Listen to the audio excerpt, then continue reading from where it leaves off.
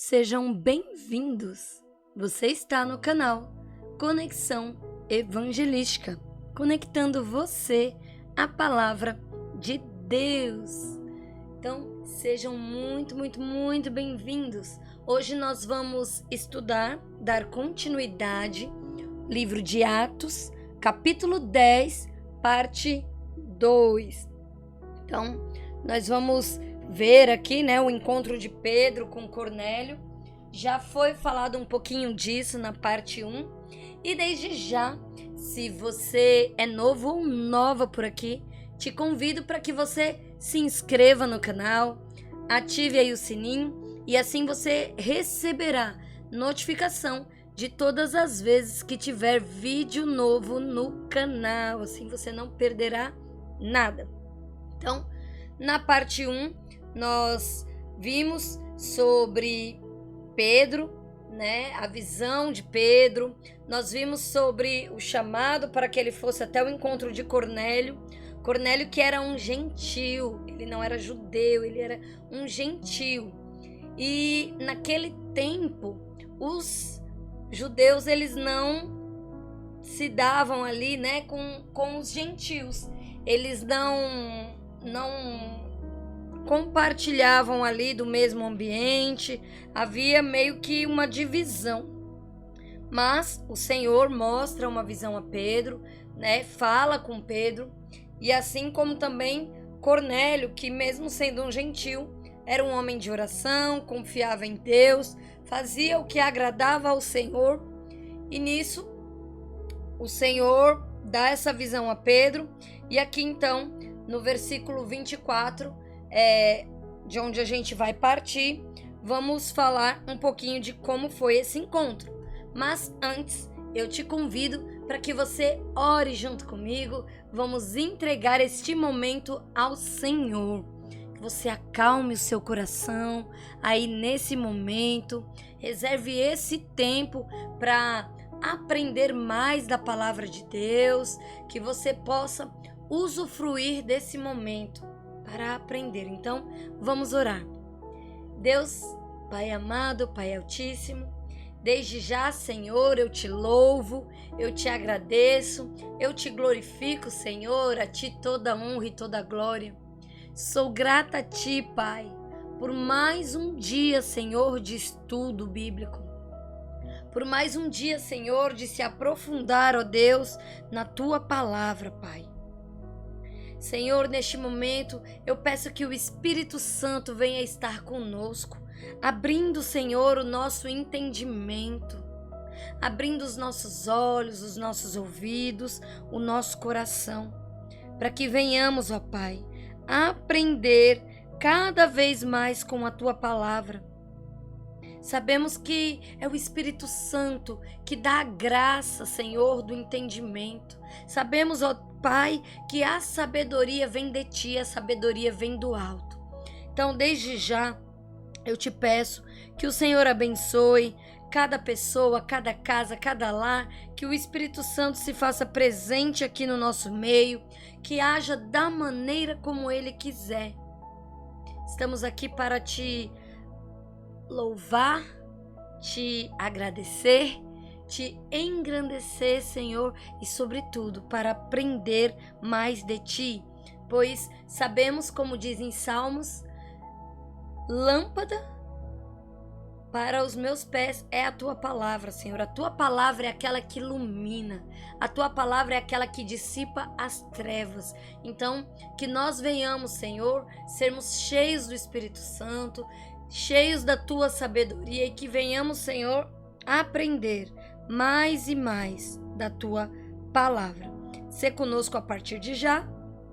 Desde já eu te agradeço por tudo, por esse momento. Te agradeço por cada pessoa, Senhor, que está aqui vendo este vídeo, que está aqui querendo, Senhor, conhecer mais de Ti. Em nome de Jesus, sou grata a Ti por tudo, Pai. Amém.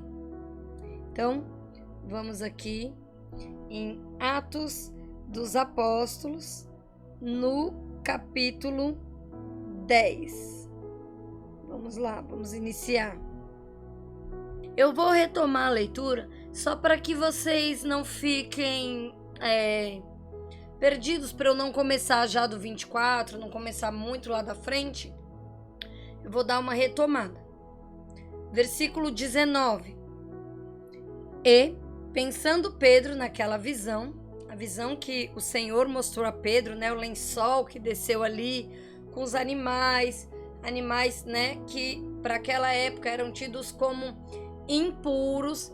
Isso no vídeo parte 1 explica bem direitinho onde a gente pode encontrar falando sobre isso, que é lá no livro de Levítico.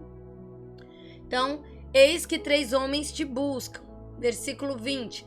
Levanta-te, pois, desce e vai com eles, não duvidando, porque eu os enviei.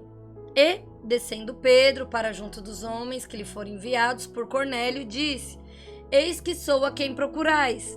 Qual é a causa? Por que estáis aqui? Versículo 22.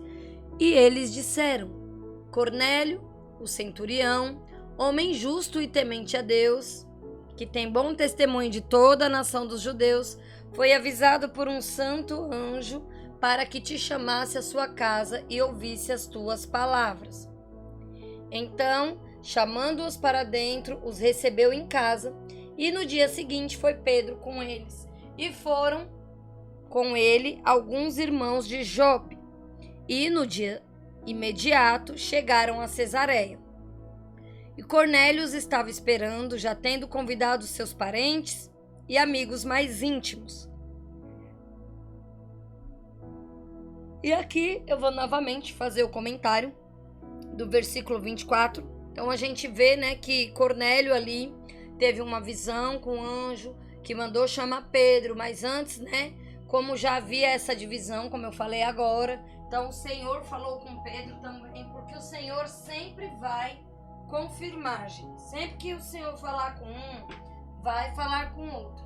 Foi assim com Saulo e Ananias, né? Que nós já vimos isso nos capítulos anteriores, quando Saulo ia a caminho de Damasco, que o Senhor feriu ali, né, a sua visão, ele ficou cego e o Senhor fala com ele, né? Que vai lá um homem falar com ele, vai orar por ele. E ao mesmo tempo, o Senhor confirma isso a Ananias, tá? Que a gente vê da mesma forma. O Senhor falou ali com Cornélio, né? Enviou o anjo até Cornélio, mas também o Senhor foi e falou com Pedro, tá bom? Então, nunca Deus fala só com um. Deus falou comigo isso para você fazer isso e isso. E Deus não avisou, né, pra pessoa, tipo... mesmo que alguém chegar pra mim e falar, Deus falou pra você fazer isso pra mim. Aí você fala, mas calma, Deus nem falou comigo ainda, né? Então a gente fica... Deus, ele sempre vai falar. Deus, ele sempre vai confirmar.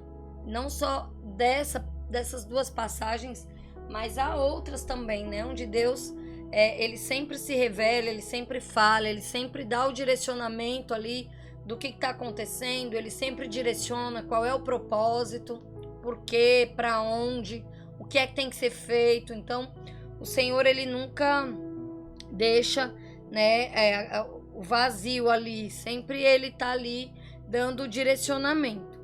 E a gente vê que a viagem não era tão longa, né, para os padrões da época, chegaram lá no dia seguinte. E o que nós podemos perceber, né, nas atitudes de Cornélio descrito no texto? Então a gente pode deduzir que ele estava seguro e tinha fé, que a missão teria bom êxito e que Pedro viria com seus servos. Por que a gente pode deduzir isso, né? Porque ele convida pessoas.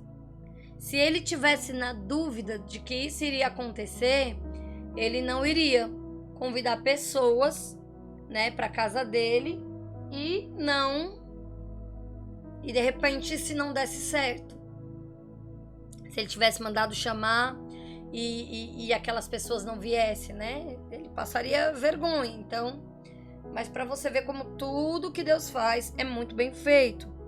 Então, ele não achava também correto reservar para si a oportunidade e o privilégio de vivenciar aquele momento tão especial de ouvir um homem enviado por Deus.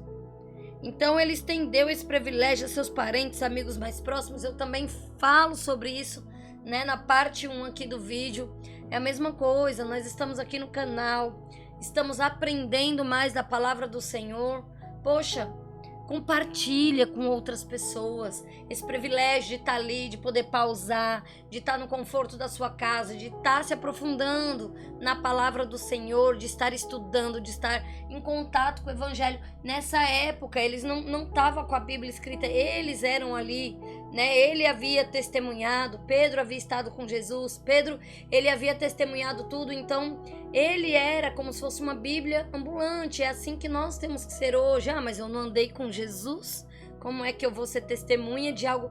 Poxa, mas a gente tem acesso à palavra do Senhor. O Senhor nos envia o Espírito Santo. O Senhor nos dá um entendimento da palavra para justamente isso, que a gente compartilhe com outras pessoas. Ah, mas eu não sei pregar, eu não sei ensinar. Eu estou estudando aqui, mas eu não consigo transmitir para outras pessoas. Esse não é o meu dom, não é o meu chamado. Compartilhe o vídeo, compartilhe o canal. Fala, olha, tem estudo aqui, tem o livro de João, tem o livro de Atos, tem um finalzinho ali de Êxodo. Vamos estudar, vamos levar o Evangelho. E era isso que os apóstolos faziam, levavam o Evangelho. Amados, nós estamos num tempo que eu creio que o Senhor está às portas. E eu já ouvi pessoas dizer, mas isso eu escuto desde quando eu era criança. Tá bom, ainda que ele não venha amanhã e nem depois e nem para daqui 10 anos, mas a minha parte a qual eu fui chamada, eu estou fazendo, que é levar a palavra, é servir ao meu Senhor, é servir ao meu Deus. Então que esse desejo queime no seu coração também, assim como queimou no coração aqui de Cornélio. Ele não quis ouvir só, ele falou, nossa, vai vir um homem de Deus aqui, vai vir um homem de Deus que vai falar as palavras de Deus. Poxa, que privilégio, eu não vou ficar com isso só para mim. Então ele chamou ali parentes e amigos mais íntimos. Olha que coisa interessante. Divida com seus parentes, divida com seus amigos mais íntimos a palavra do Senhor. Não fique com esse privilégio só para você. Divida, compartilhe. E eu achei muito, muito, muito interessante isso de Cornélio. Esse desejo dele, não só de ouvir, mas de querer compartilhar. Quando a gente recebe algo muito bom, a gente quer que todo mundo veja. Quando a gente está fazendo uma coisa que é muito legal, a gente quer que todos vejam. E a mesma coisa é quando nós estamos na presença de Deus, quando nós estamos na presença do Senhor, quando nós estamos entendendo o que é que a palavra de Deus fala, dá uma alegria tão grande no nosso coração que a gente quer que o outro ali também tenha acesso. E era isso que queimava no coração de Cornélio. Versículo 25. E aconteceu que, entrando Pedro, saiu Cornélio a recebê-lo e, prostrando-se aos seus pés, o adorou. Mas Pedro levantou, dizendo, levanta-te, que eu também sou homem. E falando com ele, entrou e achou muitos que ali se haviam ajuntado. Então Pedro chega ali à casa de Cornélio, que estava já o esperando. Percebe que ele ainda estava sob o impacto da visão e sem adequada noção do significado dos fatos. Certamente ele tinha muito a aprender ainda sobre o mundo espiritual e o mundo material. Gente, o mundo espiritual é real. A palavra do Senhor fala de anjos. A palavra do Senhor fala de demônios. A palavra do Senhor fala. Então, gente, se o Senhor está falando, é algo que é real. E nós precisamos estar atentos, nós precisamos aprender sobre isso.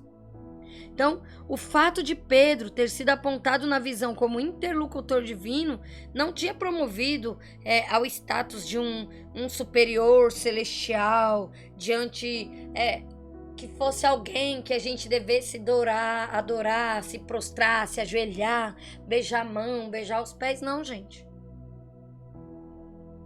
Ele era um homem como qualquer um outro.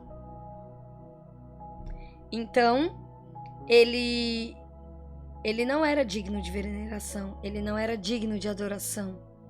Então, somos apenas servos. Adoração apenas a Deus, apenas ao Senhor. Então, o equívoco de Cornélio pode se repetir também até hoje na comunidade cristã, de qualquer época. Às vezes a pessoa, por apreço, por devoção, por exaltação aos seus líderes, mas a verdadeira adoração somente a Deus. Versículo 28. E disse-lhes: Vós bem sabeis que não é lícito a um homem judeu ajuntar-se ou achegar-se a estrangeiros, mas Deus mostrou-me que a nenhum homem chame comum ou imundo. Por isso, sendo chamado, vim sem contradizer. Pergunto, pois, por que razão mandastes me chamar? Então, diante, daquele público gentil, isso é, de Cornélio e seus convidados, bem como dos judeus que o acompanhavam, Pedro achou por bem começar então aqui expondo, a prática dos judeus de não aproximação dos não-judeus. Pelo seu falar, isso era algo de conhecimento de todos. Justifique então a sua presença ali rompendo tal prática como algo que decorria de uma experiência, com Deus, a revelação, como eu já havia falado, tanto Cornélio quanto Pedro, foram avisados por Deus. Os dois, Cornélio teve a visão ali do anjo, Pedro também foi informado, então Pedro já chega falando, sobre isso. Então, demonstra que compreendeu o significado daquela visão do lençol com vários tipos de animais impuros. Faltava-lhe ainda ser esclarecido da razão por que mandaram chamar. Então, ele queria saber, eu já entendi, o Senhor já me mostrou, a questão do que era puro, do que era impuro. Na verdade, era para que nós viéssemos falar com vocês, que são gentios, mas por que mesmo mandaram me chamar? Então, essa é a pergunta que Pedro faz aqui no decorrer do versículo 29. Vamos seguir aqui adiante. Versículo 30. E disse Cornélio: há 4 dias estava eu em jejum até esta hora, orando em minha casa a hora 9. E eis que diante de mim se apresentou um homem com vestes resplandecentes e disse: Cornélio, a tua oração foi ouvida e as tuas esmolas estão em memória diante de Deus. Envia, pois, a Jope e manda chamar Simão, o que tem por sobrenome Pedro. Este está hospedado em casa de Simão Curtidor, junto do mar, e ele vindo te falará. Versículo 33. E logo mandei chamar-te, e bem fizeste em vir. Agora, pois, estamos todos presentes diante de Deus para ouvir tudo quanto por Deus te é mandado. Então, aqui a gente vê, pela fala inicial de Cornélio, a gente pode aqui esboçar a provável cronologia dos acontecimentos. Então, no primeiro dia, na hora 9, que é às 15 horas, às 3 horas pra gente aqui, 15 horas, Cornélio teve a visão, No segundo dia de viagem, lá era o início da viagem, No segundo dia da viagem da comitiva até Jope, chegada ao encontro, com Pedro e a pernoite. O terceiro dia foi a viagem de volta da comitiva, acompanhada de Pedro e dos outros. Então, aqui no quarto dia, às 15 horas, né, hora nona, é o término da viagem e encontro com Pedro, de Pedro com Cornélio e os seus convidados. Então, aqui a gente vai meio que montando, né, a cronologia, como tudo isso aconteceu, né? Porque aqui ele vai decorrendo, eles vão descrevendo. Então, quando Cornélio fala assim, há 4 dias eu estava em jejum, então por isso que foi feita aqui essa cronologia, né? Teve o primeiro dia da visão, o segundo dia foi quando eles mandaram as pessoas até Pedro, eles dormiram em Pedro, aí vieram no dia, né? E chegaram no outro dia. Então, foram 4 dias para esse encontro. Então, ao contar da visão, Cornélio expressa algumas variações em relação à narrativa anterior. O horário era cerca da hora nona do dia, ou seja, por volta aí de 3 horas da tarde.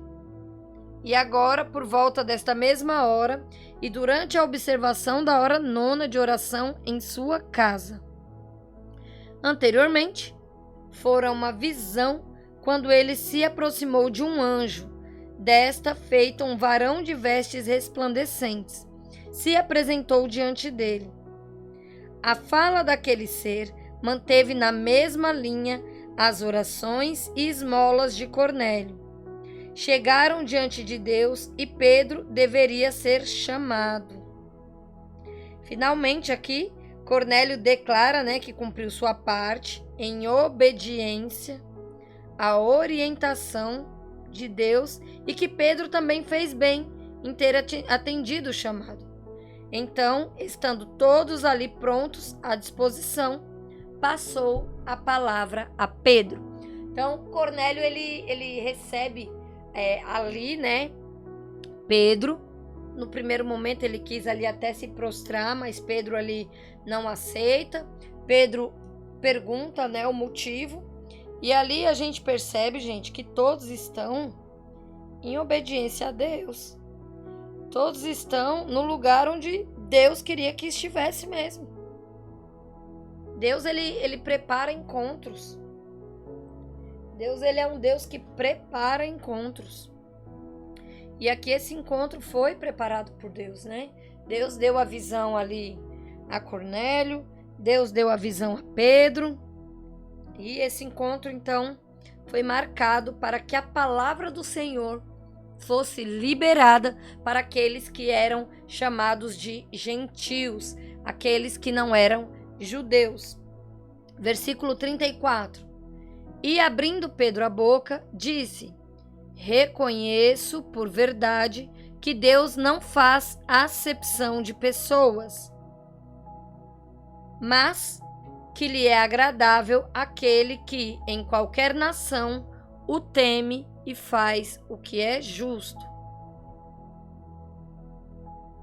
Então, aqui eu coloquei, né, bem grandão, para que a gente possa ver, né, algo que me chama muita atenção, até complementando aqui a fala final de Pedro, no versículo aqui 35, no 34, quando ele fala que Deus não faz acepção de pessoas, mas que agrada a Deus quem em qualquer nação o teme e faz o que é justo.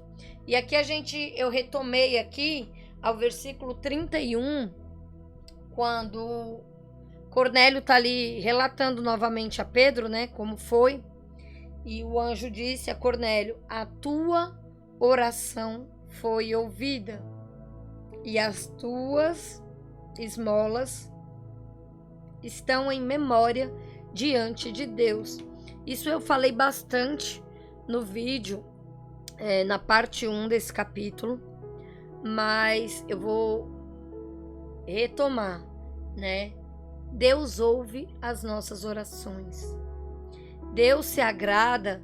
Para Deus, é como Pedro disse aqui, Deus, ele não faz acepção de pessoas, mas ele se agrada daquele que o teme, ele se agrada daquele que tem um relacionamento com ele, ele se agrada daquele que faz o que é reto aos seus olhos. Então Deus se alegra disso. de um coração quebrantado na sua presença. Deus se alegra de quem faz aquilo que o agrada. Então, aqui, Deus não estava, não, vou falar só com os judeus, tudo vai ser só para os judeus. Não, Deus ele está deixando claro aqui o que é que o agrada. É um coração temente a Ele. São pessoas que fazem a justiça, pessoas que não se deixam ludibriar com as mentiras, que não deixam se corromper pelo dinheiro. Cornélio ele não era judeu, mas ele dava ali, ele ajudava as pessoas, ele dava esmolas, ele observava, ele tinha os momentos dele de oração. Então, é dessas coisas que Deus se agrada. E como bem disse Pedro aqui, não importa a nação, não importa onde você está, o que importa é o seu coração obedece ao Senhor. Você ora, você faz aquilo que é reto aos olhos de Deus. A oração dele foi ouvida, mas porque ele era um homem de coração quebrantado. É claro que o Senhor vai ouvir a nossa oração, mas será que, como nós estamos diante de Deus? Como aquele que só ora quando precisa, só vai ao Pai para pedir, mas é aquele filho desobediente, não faz o que agrada ao Senhor, não quer abrir mão de nada. É aquele que só, Pai, me dá. Não tira um momento para orar, não faz o que agrada a Deus, não tem uma mudança de mentalidade, não tem uma mudança de vida. E aí, será que às vezes a nossa oração vai ser atendida? Não é que Deus fica trocando com a gente, não. Mas Deus gosta de se relacionar comigo e com você. Naquela época, os judeus não falavam com os gentios. Mas veja que entre os gentios tinha gente mais obediente do que dos judeus, do que os próprios fariseus, que seguiam ali a lei, que liam, que se diziam os puros, os santos. Mas Cornélio, que era um gentio, tinha um coração quebrantado. Orava, dava esmolas. E o Senhor, Ele conhece o nosso coração. O Senhor, mais do que nós, mais do que ninguém, conhece. Versículo 36. A palavra que Ele enviou aos filhos de Israel, anunciando a paz por Jesus Cristo. Este é o Senhor de todos.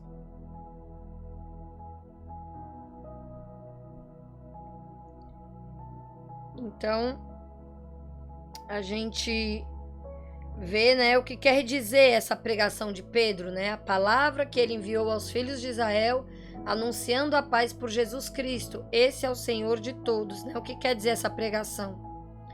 Que ela foi inspirada, gente, pelo Espírito Santo de Deus.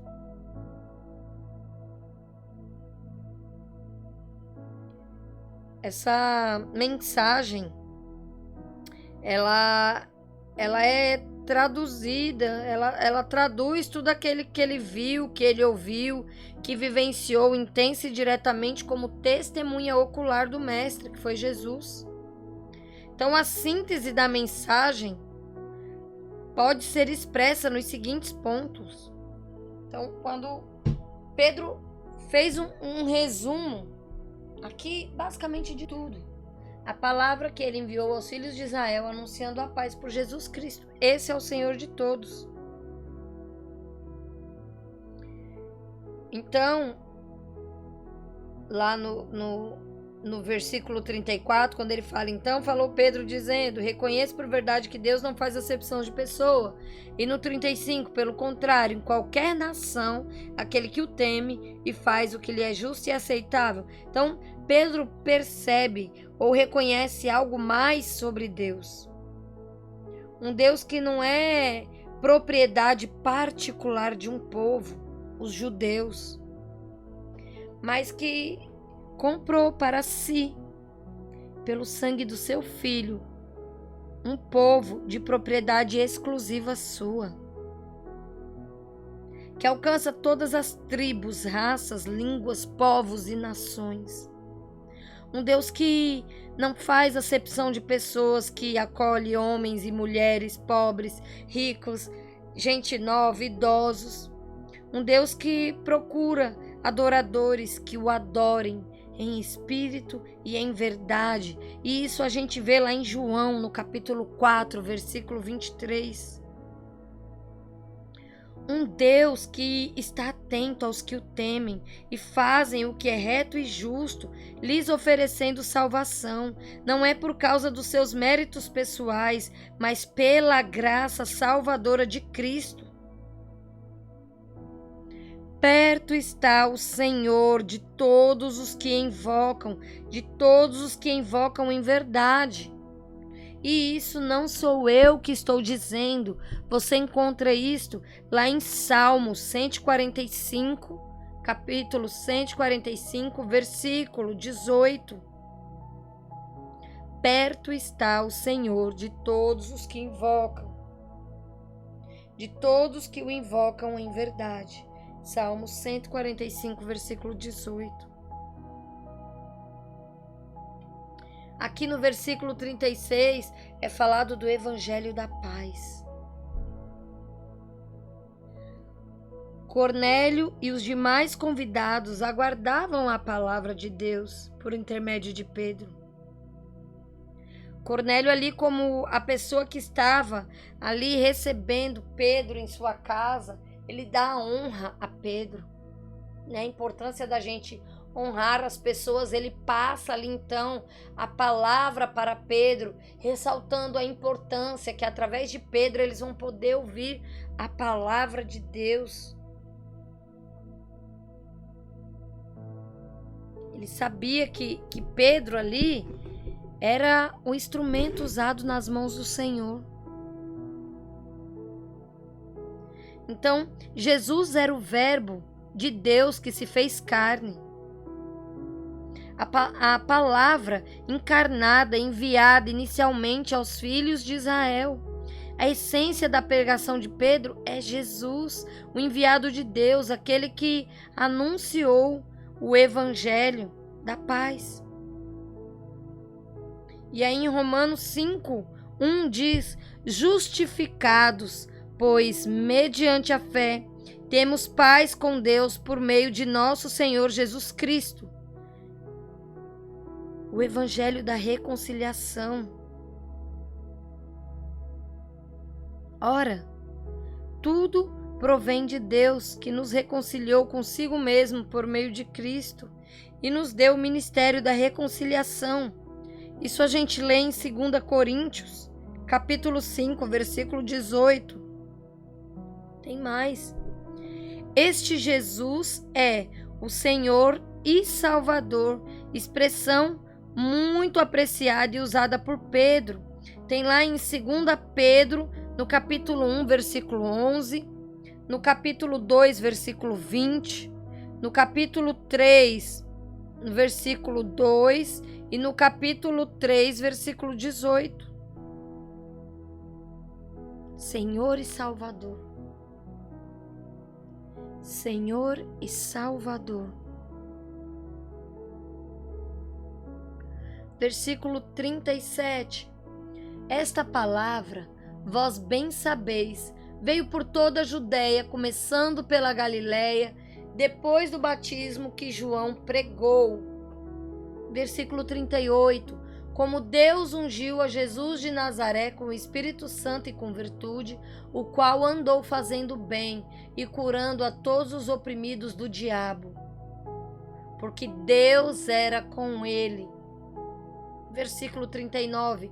E nós somos testemunha de todas as coisas que fez, tanto na terra da Judéia como em Jerusalém, ao qual mataram, pendurando-o num madeiro.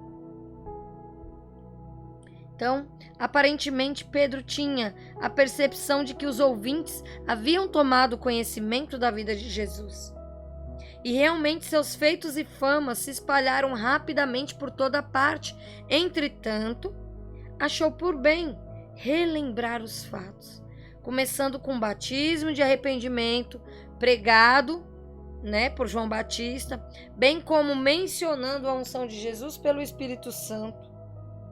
Pedro, na qualidade de testemunha ocular, não podia deixar de citar o poder de Deus que atuava através de Jesus, curando e libertando vida por todas as partes.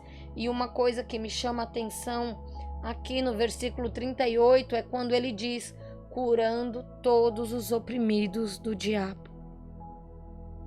Porque Deus era com ele. Meus amados, minhas amadas, é isso que o diabo faz com a gente. Ele quer nos oprimir. Ele traz uma opressão grande ao ponto de pessoas não suportarem e muitas vezes tirarem a própria vida. Porque ele é o acusador. Ele quer que você desista. Ele vai te oprimindo a um ponto. Ele nos acompanha desde o nosso nascimento. Ele nos ataca desde que o Senhor nos chamou para este mundo. Nós precisamos estar atentos a isso. Ele nos cerca desde crianças. Ele tenta roubar a pureza das crianças, apresentando coisas que muitas vezes não é para crianças ver. Muitas vezes na infância, as infâncias são roubadas. Ele vai apresentando, ele vai roubando a pureza.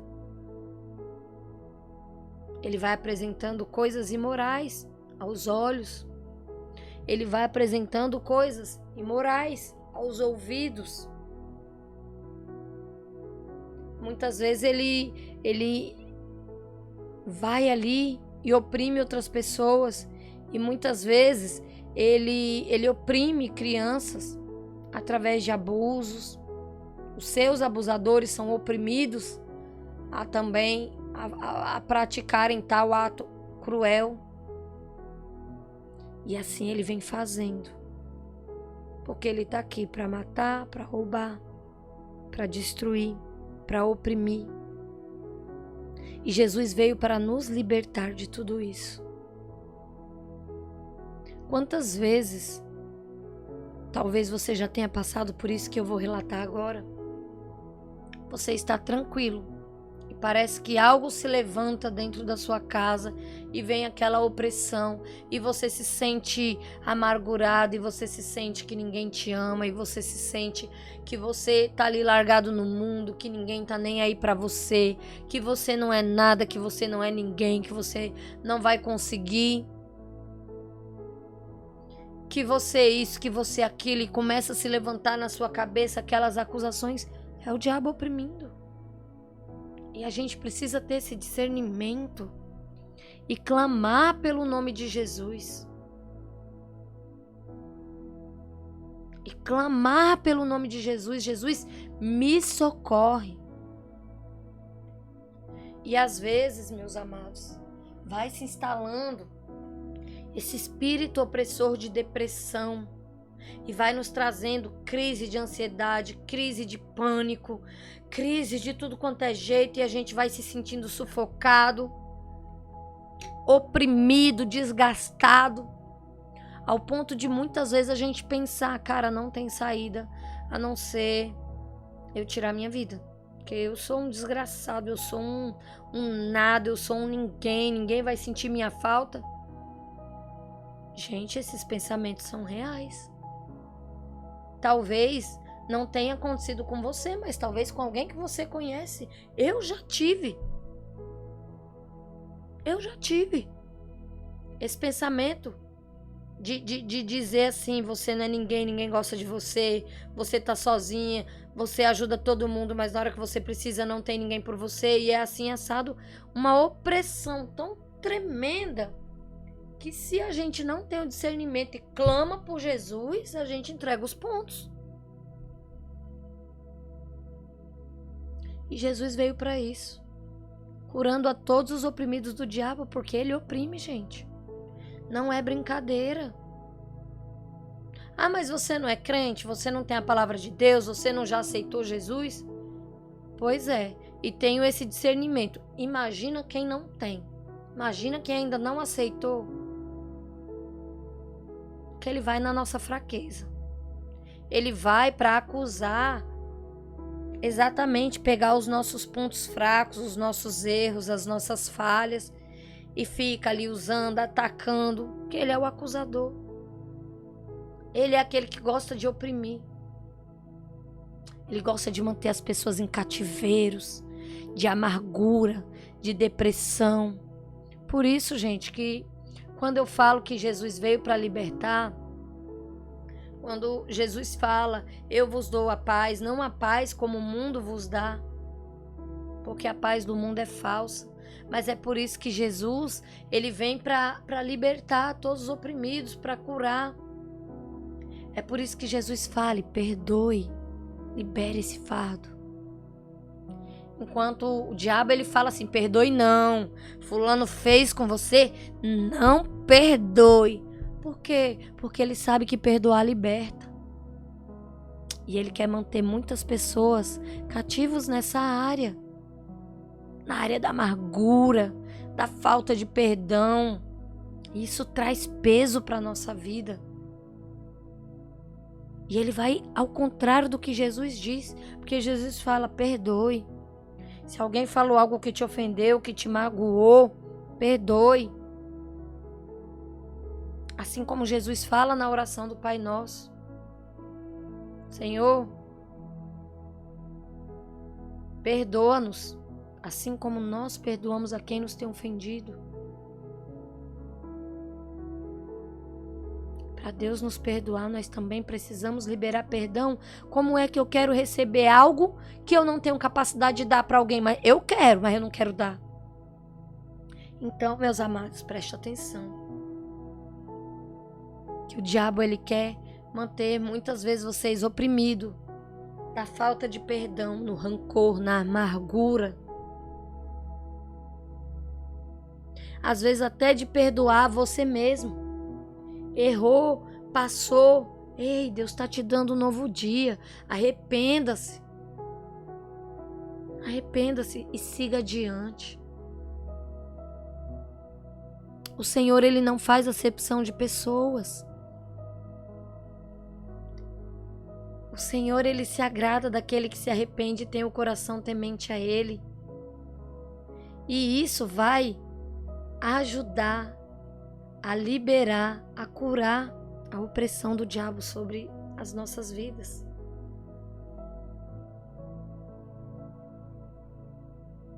Jesus, ele cura, ele liberta por toda parte. Ele não faz acepção de pessoas, ele não faz acepção de lugares. Mas ele se agrada de um coração temente, de pessoas que oram, de pessoas que verdadeiramente se arrependem, de pessoas que tentam buscar melhorar e ser obedientes nele.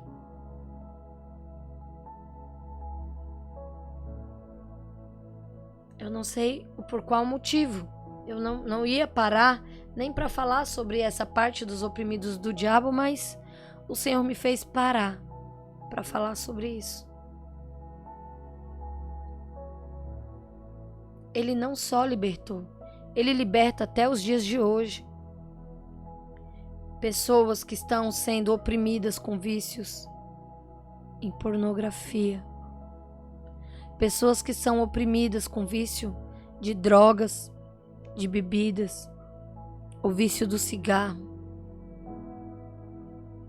o vício da bebida, que tem destruído muitos lares, casas e famílias.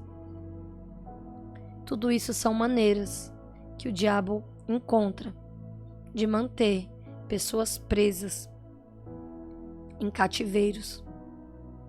E assim ele vai oprimindo, vai oprimindo, vai oprimindo, ele vai acusando, ele vai fazendo com que a pessoa vá ficando cada vez mais presa, vá se enredando mais na amargura, na falta de perdão.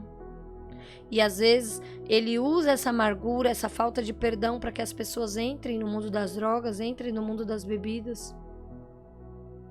Porque eles querem dizer para as pessoas que o problema delas não tem saída, então talvez beber é a saída, quando na verdade não é.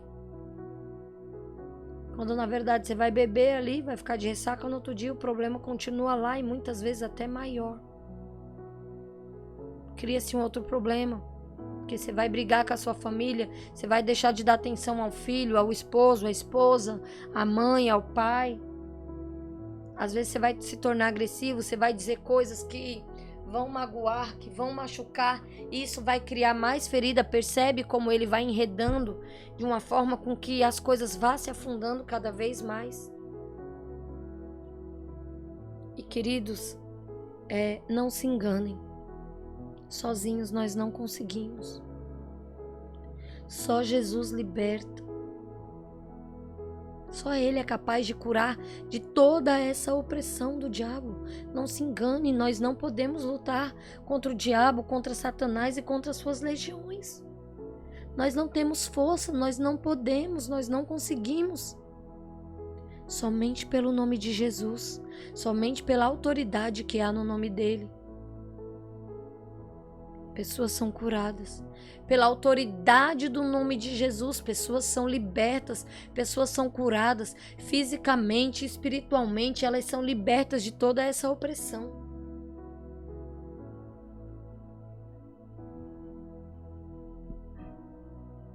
Versículo 39. E nós somos testemunhas de todas as coisas que fez, tanto na terra da Judéia como em Jerusalém, ao qual mataram pendurando num madeiro. Então não há evangelho da paz ou pregação do evangelho sem mencionar a morte de Jesus, sua morte de cruz.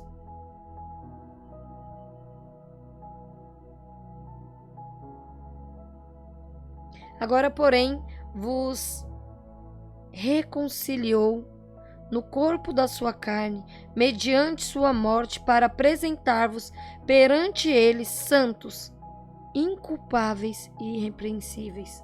Colossenses 1:22. Versículo 40.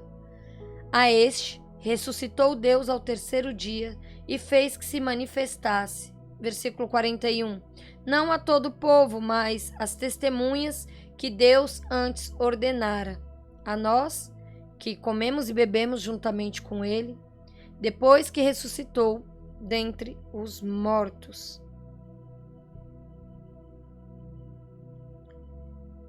Então, aqui vem falando sobre a ressurreição. O grande diferencial do cristianismo é exatamente a morte sacrificial seguida da ressurreição sobrenatural do seu líder maior, que é Jesus. Amados, todos os demais estão em seus túmulos e permanecem mortos. A ressurreição de Cristo tem algum significado relevante para a fé cristã, tais como o motivo, o qual foi entregue por causa das nossas transgressões e ressuscitou por causa da nossa justificação. Gisélia, você que está dizendo isso? Não.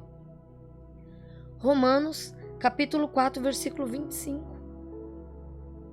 Então, o motivo é porque ele foi entregue por causa das nossas transgressões e ressuscitou para justificar, por causa da nossa justificação. A garantia: Deus ressuscitou o Senhor e também nos ressuscitará a nós pelo seu poder. Então aqui, gente, é a promessa da vida eterna. Nós vamos passar pela morte, mas a palavra do Senhor nos garante que Ele também vai nos ressuscitar. Nós também vamos viver. A morte não é o final. Em 1 Coríntios, capítulo 6, versículo 14. Também 2 Coríntios, capítulo 4, versículo 14. Em 1 Tessalonicenses, capítulo 4, também versículo 14. Anotem essas referências para que depois vocês possam abrir a Bíblia aí e ler, tá? E ler essas referências. Eu vou repetir. 1 Coríntios, capítulo 6, versículo 14. 2 Coríntios, capítulo 4, versículo 14. E 1 Tessalonicenses, capítulo 4, versículo 14. A validação. E se Cristo não ressuscitou, é vã a nossa pregação e vã a nossa fé. Então, vai ter algo também falando sobre isso. Não tem como ele ter ressuscitado, ele não ter ressuscitado, e eles estariam pregando o quê, então? Seria vã, uma pregação vã. Mas por que eles estavam fazendo isso com tanto afinco? Porque isso foi real. Isso aconteceu. Isso teve testemunhas oculares. Então a gente vê isso também em 1 Coríntios, no capítulo 15, versículo 14.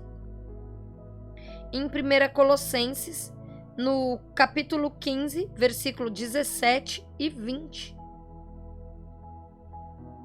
E o alvo superior, que por meio dele tendes fé em Deus, o qual ressuscitou dentre os mortos e lhe deu glória, de sorte que a vossa fé e esperança estejam em Deus.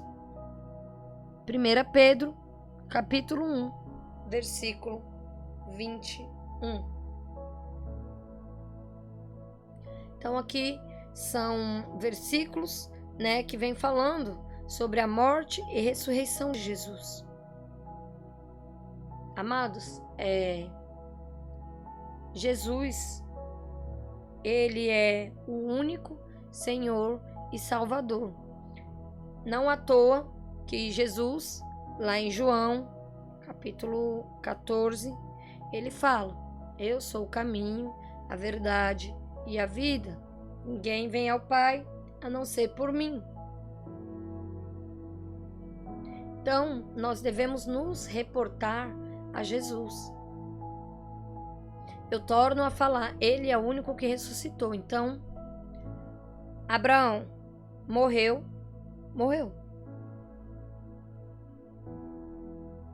Não voltou. Maria também morreu. Não voltou. José também. Noé também. Davi também. Morreu, mas não ressuscitou. Sim, para a vida eterna, mas não como Jesus ressuscitou aqui na terra, em corpo, glorificado. Não, só Jesus. Elias, Daniel, Isaías, Sansão, todos os grandes homens ali de Deus, morreu, mas não ressuscitou. Então, Buda, Maomé, ou sei lá, né, as outras crenças, mas morreu e não ressuscitou. E é por isso que Jesus fala: eu sou. Eu sou o caminho, a verdade e a vida. Ninguém vem ao Pai a não ser por mim. Ele é o único que ressuscitou. Ele é o único Filho enviado de Deus. Ele é o Senhor dos senhores. Dele é o trono que está acima de todos os tronos. Dele é o nome que está acima de todo nome. Não há outro digno de honra, de glória. Jesus foi glorificado. A Ele a glória, a Ele a honra, a Ele o louvor, a Ele toda a nossa fé e devoção. Isso a Bíblia ela nos deixa muito claro. Muito claro. Versículo 42. E nos mandou pregar ao povo e testificar que ele é o que por Deus foi constituído juiz dos vivos e dos mortos. Então, as boas novas do Evangelho deveriam ser anunciadas a todos os povos.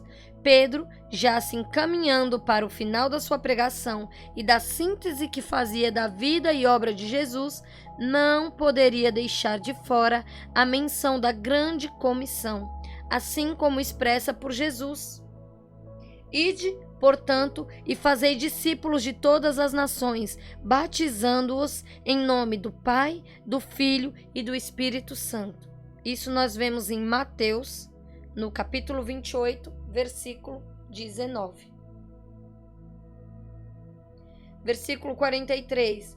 A este dão testemunho todos os profetas, que de todos os que nele creem receberão perdão dos pecados pelo seu nome. Esse era o projeto de Deus para a salvação dos pecadores. Isso foi estabelecido por ele antes mesmo da fundação do mundo, anunciado pelos profetas e realizado no fim dos tempos, mas pelo precioso sangue, como de cordeiro, sem defeito, sem mácula. O sangue de Cristo, conhecido com efeito antes da fundação do mundo, porém manifestado no fim dos tempos por amor de vós. Está lá em 1 Pedro, no capítulo 1, versículo 19 ao 20. E ainda tem outra passagem que eu vou ler aqui para vocês. Bendito Deus e Pai de nosso Senhor Jesus Cristo, que nos tem abençoado com toda sorte de bênção espiritual nas regiões celestiais em Cristo. Assim como nos escolheu nele antes da fundação do mundo, para sermos santos e irrepreensíveis perante a ele, e em amor nos predestinou para ele, para a adoção de filhos, por meio de Jesus Cristo, segundo o beneplácito de sua vontade, para o louvor da glória de sua graça, que ele nos concedeu gratuitamente no amado. Está lá em Efésios, capítulo 1, versículo do 3 ao 6. Então, assim, a pregação de Pedro, ela é cristocêntrica. Começa a se desenvolver e ela começa, se desenvolve e termina com Jesus Cristo. Agora, com efeito, obteve Jesus ministério tanto mais excelente, quanto é ele também mediador superior, aliança instituída com base em superiores promessas. Isso está lá em Hebreus, no capítulo 8, versículo 6.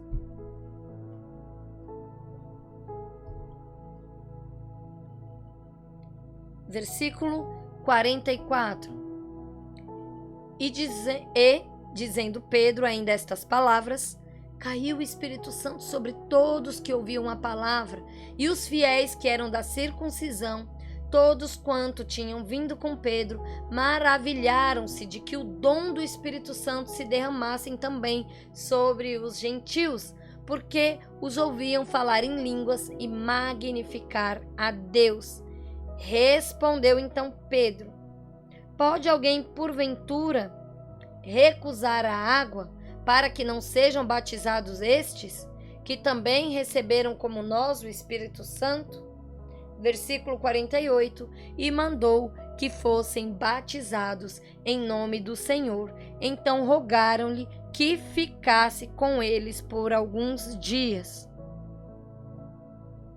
Pensar que a salvação messiânica tivesse limites raciais, os judeus, era negar a evidência da revelação profética.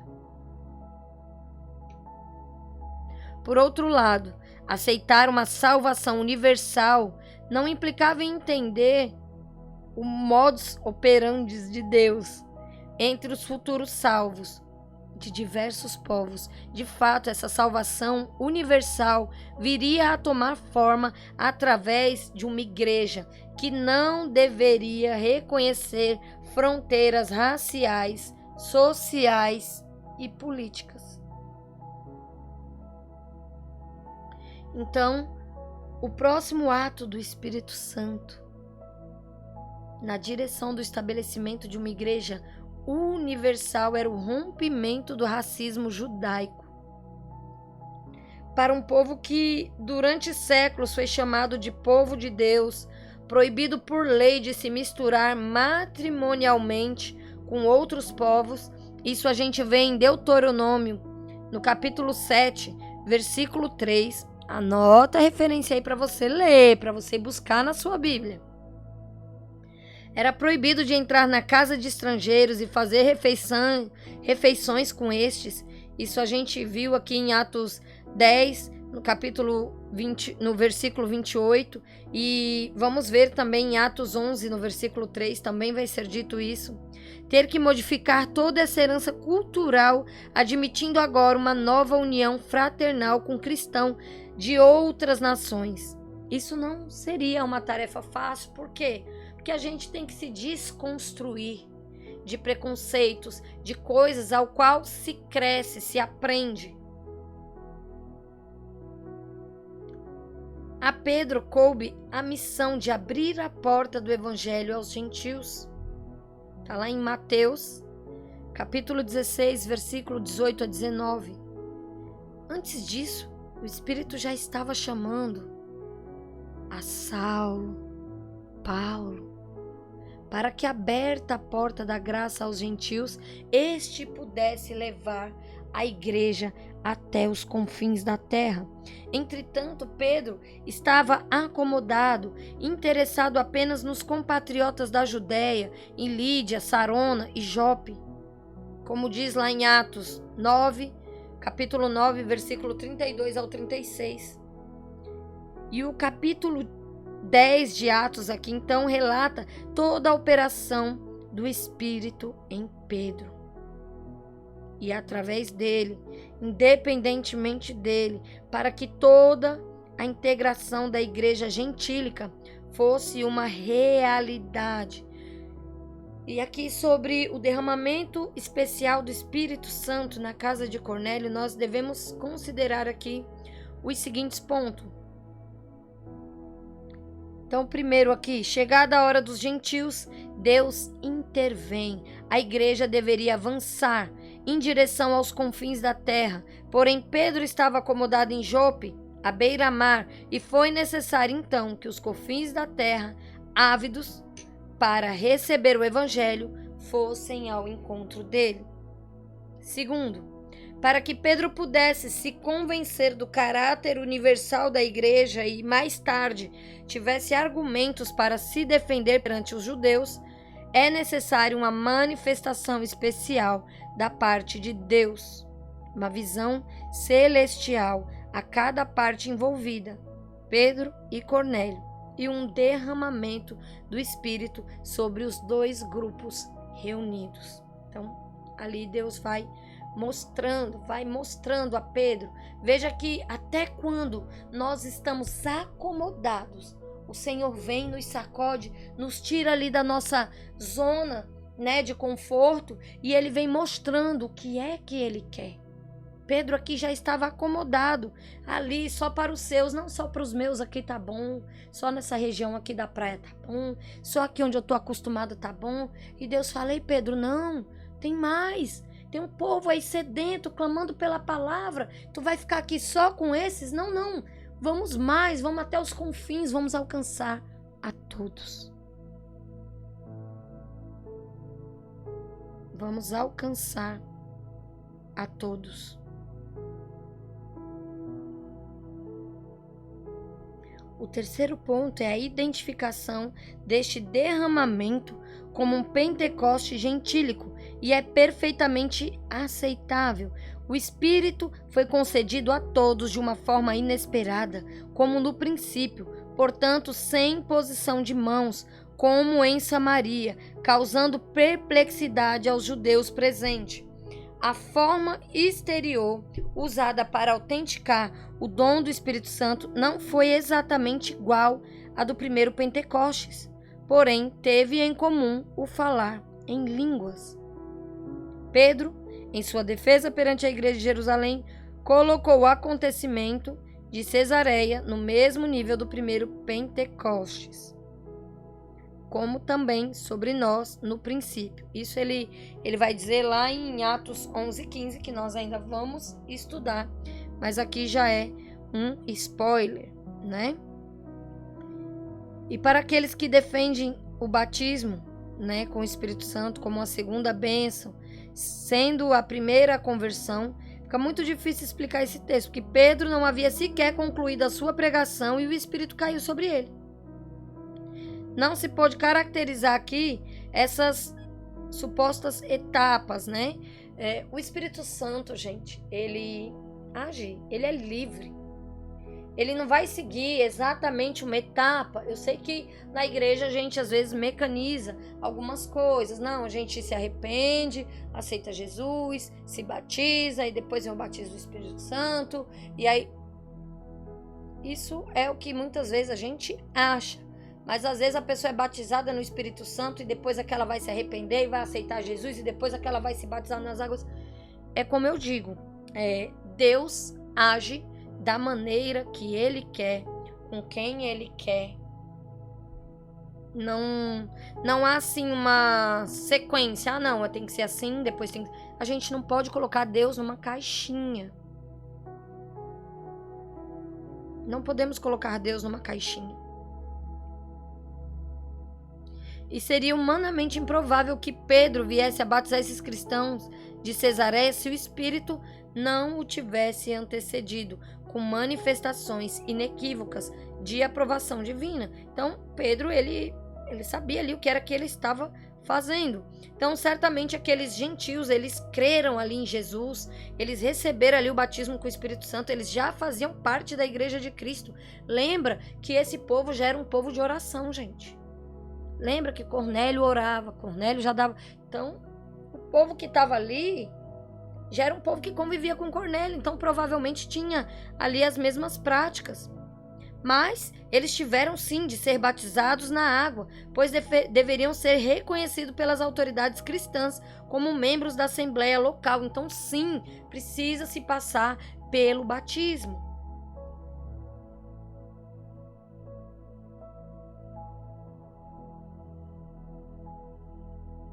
E aqui quando ele fala, né, se alguém iria negar, cadê? Versículo 47.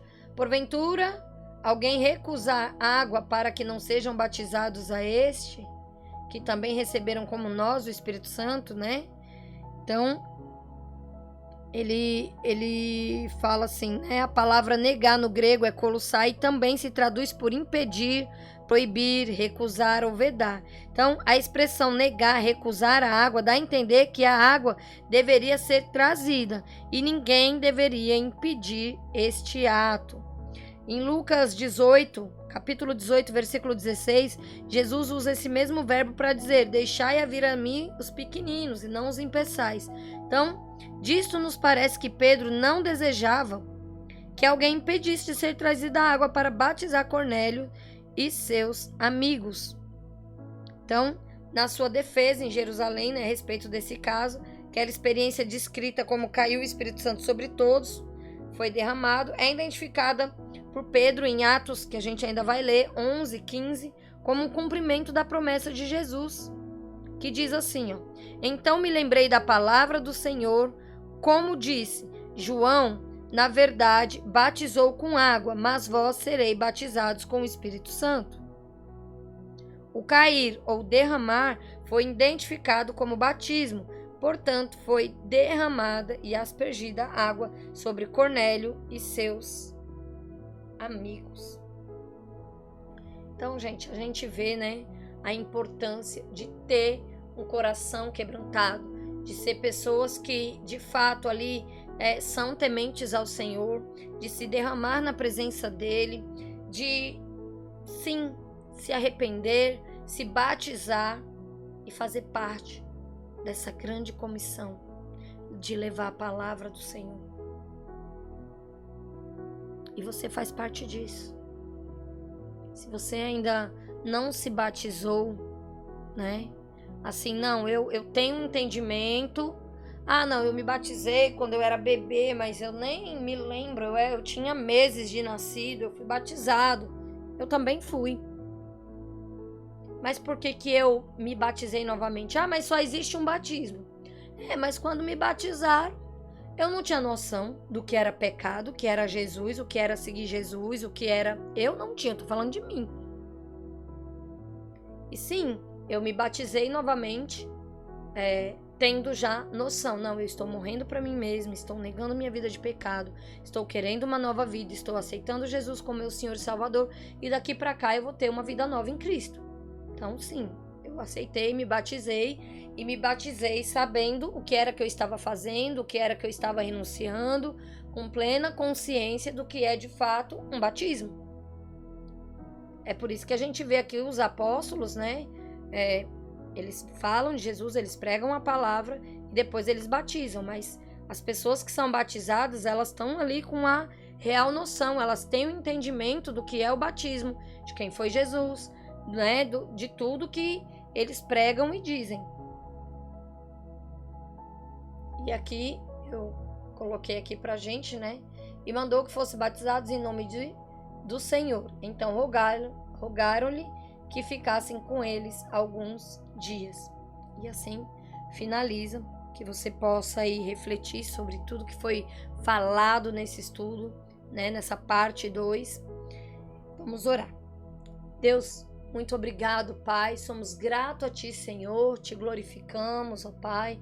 Somos gratos a Ti por essa palavra maravilhosa, por todo o entendimento derramado através do Teu Espírito Santo para esse estudo. Estamos concluindo, Senhor, mais um capítulo, Pai. Graças a Ti, Senhor, que tem nos permitido refletir, meditar na Sua palavra, aprender mais contigo, que o Espírito Santo venha agir cada vez mais em nosso meio, nas nossas casas, que essa palavra, Senhor, caiam como sementes em boa terra, que elas sejam guardadas, que elas venham a ramificar, que elas venham a crescer e frutificar, Senhor, na vida de outras pessoas, que nós venhamos seguir fazendo parte dessa comissão ao qual o Senhor deixou, que é levar a sua palavra até os confins, de sermos discípulos e formarmos novos discípulos, que isso venha queimar e arder, Senhor, no nosso coração. Que o Senhor venha continuar, ó Deus, nos preparando, nos guiando, nos mostrando, Senhor, o caminho a ser seguido. Desde já te agradecemos por tudo, em nome de Jesus. Amém. Muito obrigado por assistirem até aqui. Não deixe de se inscrever no canal, deixe o joinha, ative o sininho, compartilhe essa palavra com outras pessoas, né, para que mais pessoas tenham acesso à palavra de Deus.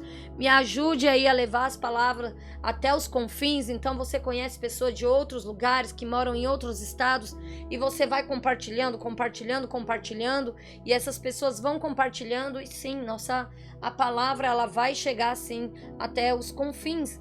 Mas precisa que nós nos movimentemos, né? Precisamos de que nós façamos a nossa parte. Então eu conto com você. Lembrando também que todas as terças nós temos vídeo novo no canal, às 20 horas, sempre tendo a sequência do estudo. Então o próximo será Atos 11, né? E de acordo com o capítulo, às vezes nós separamos em parte 1 e parte 2, e se o capítulo é pequeno, nós fazemos de uma parte só.